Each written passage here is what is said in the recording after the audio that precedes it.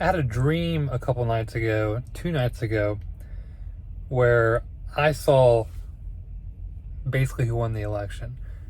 Now, that could be prophetic, could not be. But who I saw was Donald Trump. Not only did he win the Electoral College, but he won the popular vote. And I didn't, in my dream, I didn't necessarily see a figure by how much Donald Trump won the popular vote, but I have a feeling it will be 1,200,000 that he'll win the popular vote by.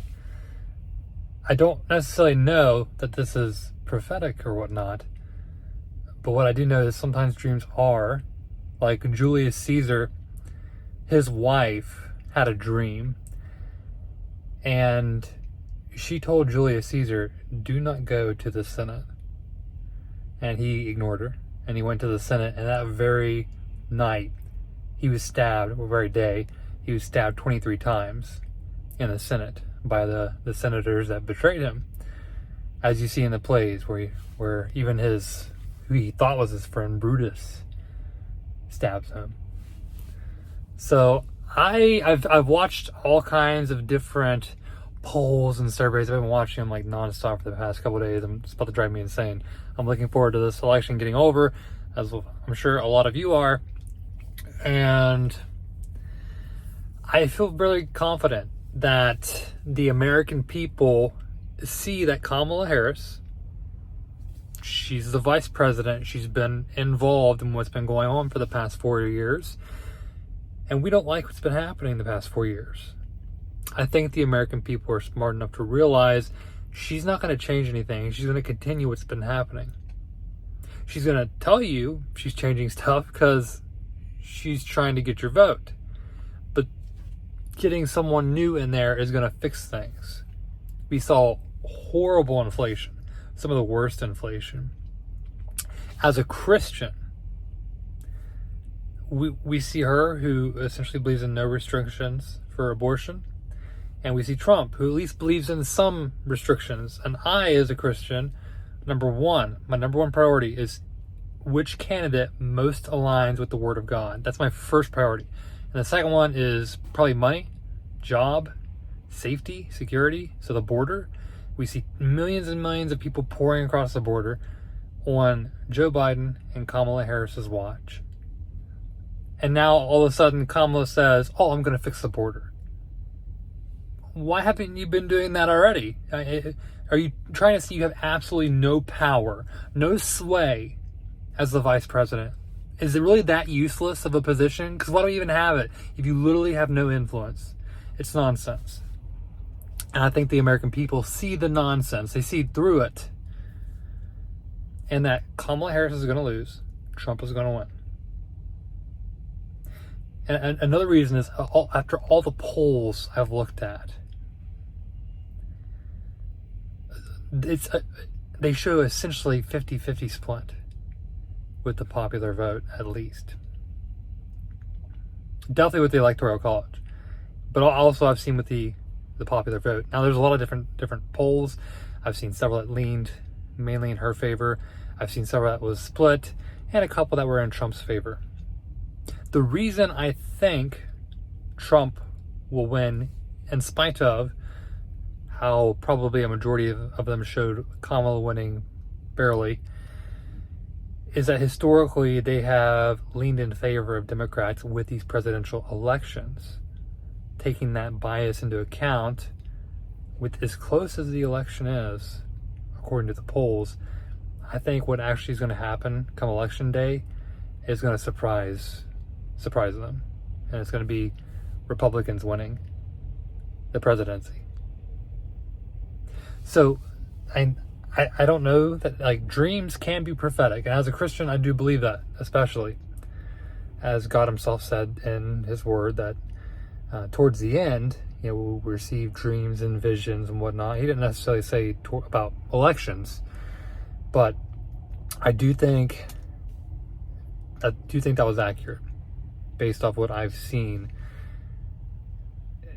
because the people want to see things change. They want to see inflation go down. I think you want to see the price of things be actually reasonable so you can afford what you used to be able to afford of gas and groceries, and feel protected that there's not millions and millions of unknown people pouring across our borders, potentially very dangerous,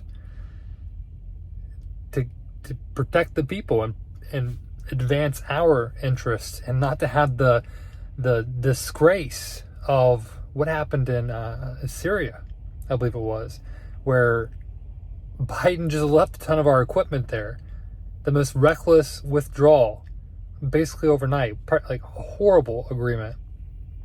And then we see like the Taliban or ISIS or whatever the terrorist group was, parading around with Black Hawk helicopters and tanks, our equipment, taxpayer-funded weapons of war, being paraded around by terrorists. It's a mockery. It's a disgrace. A deal where we gave $6 billion to Iran for 5 hostages. And then directly after the fact, we have Hamas attack Israel, probably with that $6 billion that Hamas, as a proxy state of Iran, funded by Iran, attacked. Can you imagine that? We funded the attack of Israel, and that attack killed more Americans than were saved by that negotiation we had with Iran. It's been an absolute disgrace what's happened the past 4 years. The war with Russia in the Ukraine, many, I guess, billions of dollars at this point spent over there, on the verge of World War III. We need to see a change, and the American people, I believe, want to see a change, and I think we're smart enough to see that keeping the exact same people in there is going to lead to the exact same thing we saw in the past 4 years. If we want something different, we've got to have something different, and that is a president and a whole lot of other people that they're going to trade out in DC to give us the results we, the American people, want to see. A stronger America. So that's the vision I saw, and irregardless of who you want to win, get out and vote, because being apathetic, acting like your vote doesn't count, is ridiculous. I don't care if you're a Democrat or a Republican, get out and vote, and we'll let America speak. But specifically to Christians, get out and vote. They're not Jesus, I know. They're not perfect. But as a Christian, we ought to be supporting biblical values. And the number one issue is preserving life. Satan came to kill, steal, and destroy. The first part of that's kill. God came to give life, to build, to create.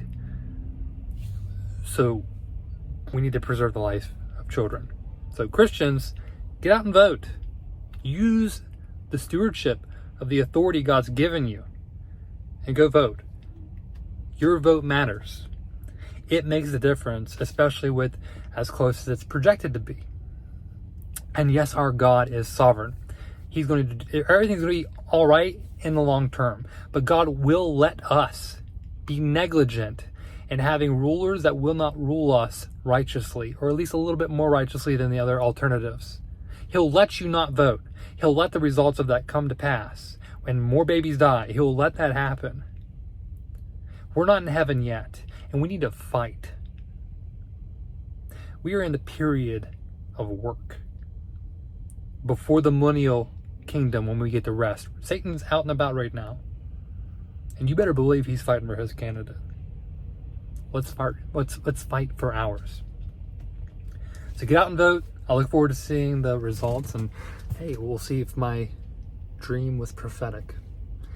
Until then, stay blessed, and I hope whoever wins, I'm going to pray for him. If Kamala wins, God bless her. I hope I'm absolutely demented and think she actually works out as a great president. And I hope Republicans, Democrats, you all believe the same thing, and we come together and not have a second civil war. That'd be horrible. So let's avoid that. Let's keep the peace and go out and vote. See you next time.